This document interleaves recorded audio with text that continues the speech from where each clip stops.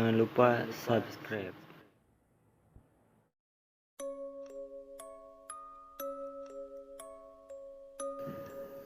Assalamualaikum warahmatullahi wabarakatuh.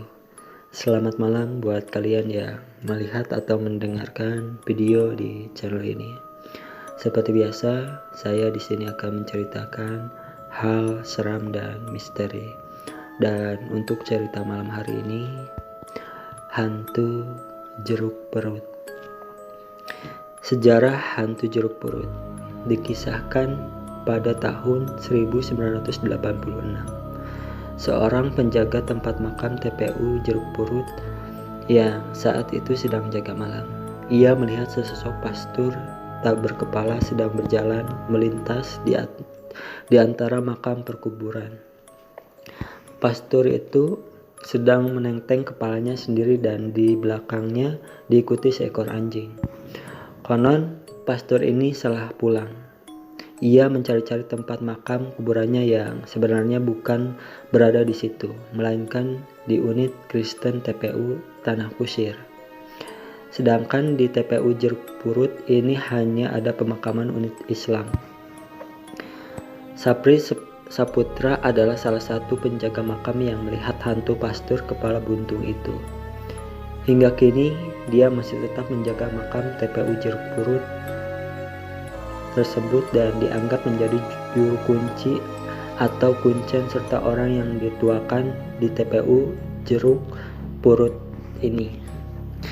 Kesaksian dari Bapak Sapri ini kemudian membuat ceritanya menyebar luas se-Jakarta dan hingga kini sosok hantu sang pastur kepala buntung telah menjadi legenda horor di tempat pemakaman Jeruk Purut tersebut.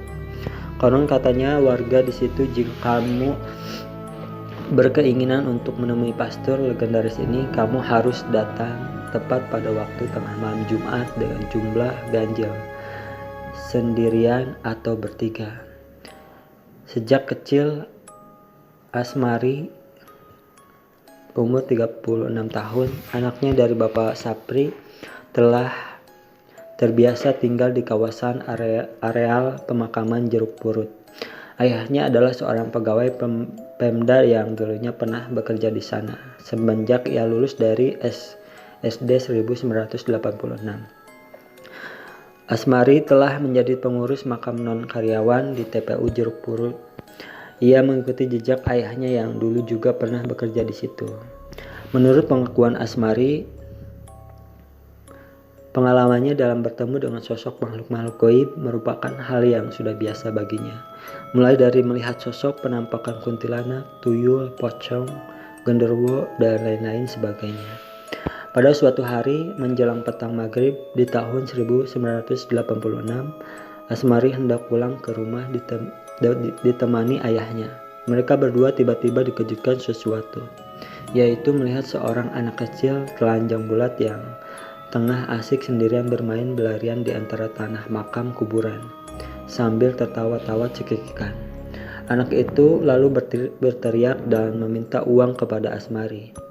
Asmari heran karena anak itu masih terlihat asing baginya atau tak dikenalinya, sementara ia sangat mengenal dengan semua penduduk yang ada di kampung belakang Jeruk Purut.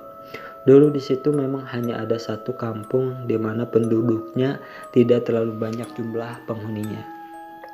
Ketika ditanya tentang latar belakangnya, anak kecil ini malah pergi berlari ke dalam salah satu makam keramat, sebuah tempat makam tradisional khas Betawi. Asmari lalu pergi mengikuti kemana arah perginya anak itu, hingga ke dalam makam keramat itu, dan tentu bisa ditebak anak itu menghilang entah kemana.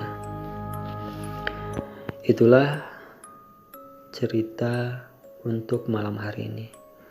Tinggalkan like, comment, share, dan subscribe. Dan jangan lupa juga nyalain loncengnya biar gak ketinggalan jika ada video-video baru di channel ini. Terima kasih. Assalamualaikum warahmatullahi wabarakatuh.